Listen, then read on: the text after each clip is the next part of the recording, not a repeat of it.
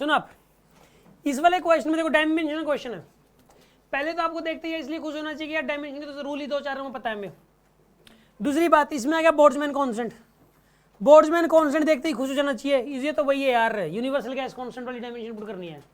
Universal gas constant याद भी नहीं होगी तो भी कोई बात नहीं है। वैसे जूल पर मोल पर केल्विन होता है, यूनिट से निकल जाएगा, इसकी यूनिट याद कर लो, जूल पर मोल पर केल्विन वहां से आ जाता है। एनर्जी की लिख दो ml/T-2 और ऊपर लिख लो K-1 आएगी, इसकी डायमेंशन आ गई। मोल वर्ड यूज ही नहीं करता तो मोल को छोड़ ही दो। तो इसकी डायमेंशन तो देखो यार, K की डायमेंशन क्या हो जाएगी यहाँ पे ml/T-2 जूल पर मोल पर केल्विन होता है, तो पर होता है K-1 हो जाएगी, ये आ गई K की डायमेंशन। बोल्ट्जमैन कांस्टेंट की डायमेंशन तुरंत लिख दो आप। ये करने में आपको 2-3 सेकंड लग गए। आ रही है बात समझ में आपको? अब सुनो, अल्फा और बीटा कांस्टेंट है, एक्स डिस्टेंस है यहाँ पे, ये रहा एक्स डिस्टेंस है, ठीक है ना। एक्स यहाँ पे दे दिया आपको डिस्टेंस, इसके अंदर जो एक्स है ये आपको डिस्टेंस दे दिया गया है, और dimensions for alpha will be, alpha की डायमेंशन आपको बतानी है। यार सुनो, पी क्या दे रखा है इसने, an expression for a dimensionless quantity P क्या है यहाँ पे डायमेंशनलेस है, तो अल्फा बाय बीटा भी क्या हो गया, तो अल्फा बाय बीटा को 1 पुट कर सकते हो आप, अल्फा बाय बीटा को क्या पुट कर सकते हो 1, तो अल्फा इक्वल टू, तो इन दोनों की डायमेंशन क्या है सेम, तो किसी एक की निकल जाए, चाहे बीटा की निकल जाए चाहे अल्फा की निकल जाए, वही आंसर है, ठीक है ना। अब ये पूरा अंदर वाला क्या है डायमेंशनलेस, क्योंकि लॉग के अंदर कुछ भी होता है वो डायमेंशनलेस होता है, लॉग के अंदर अगर कुछ भी लिखा हुआ होगा वो डायमेंशनलेस होता है, ठीक है जी। यानी कि KT बाय बीटा एक्स,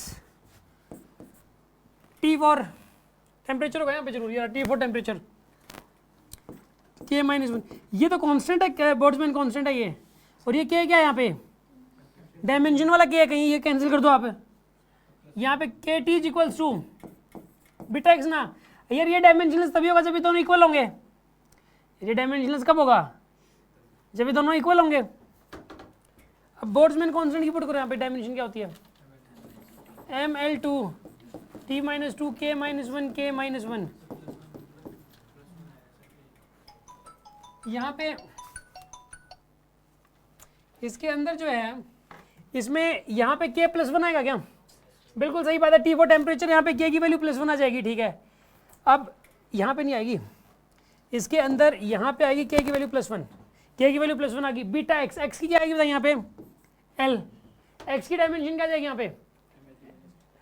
यहाँ पे बीटा की आ जाएगी निकल के, यहाँ से आप बीटा की डायमेंशन निकल के आ जाएगी आपके पास, बताइए बीटा की डायमेंशन क्या आएगी यहाँ से ml, एक L से निकल गया T-2, बस ये तो खत्म हो गया यार, ये आ गई बीटा की डायमेंशन ml/T-2। बात समझ में आ गई होगी आपको। अब एक बात बताओ, जब पहली बार बोल्ट्जमैन कांस्टेंट आया था तो मुश्किल लगा था, अब ये दूसरी बार बोल्ट्जमैन कांस्टेंट आ रहा है, आसान लगा कि नहीं लगा बताइए आप, थोड़ा सा कंपेयर, ये इजी लगते जाएंगे, ये क्वेश्चन वास्तव में बहुत इजी लगेंगे, ठीक है ना। बस हमें एक बार थोड़ी प्रैक्टिस में लेने की देरी है। बोल्ट्जमैन कांस्टेंट की हमें याद ही होगी, एक इस क्वेश्चन से ये बात पता लगी कि लॉग के अंदर कुछ भी होता है वो डायमेंशनलेस होता है, ये बात पता होनी चाहिए, दूसरी बेसिक बात। और ये पूरा डायमेंशनलेस है तो इसकी और इसकी सेम हो जाएगी, ये डायमेंशनलेस तो अल्फा बाय बीटा डायमेंशनलेस, ये देखते ही पता लग रहा है। और ये अंदर का डायमेंशनलेस है तो इसकी और इसकी डायमेंशन सेम हो जाएगी ऊपर नीचे वाले की, तो वहां से आ जाएगा क्वेश्चन सॉल्व। क्या ये क्वेश्चन मुश्किल था बताइए आप, वही 30 सेकंड्स का मैक्सिमम, ठीक है।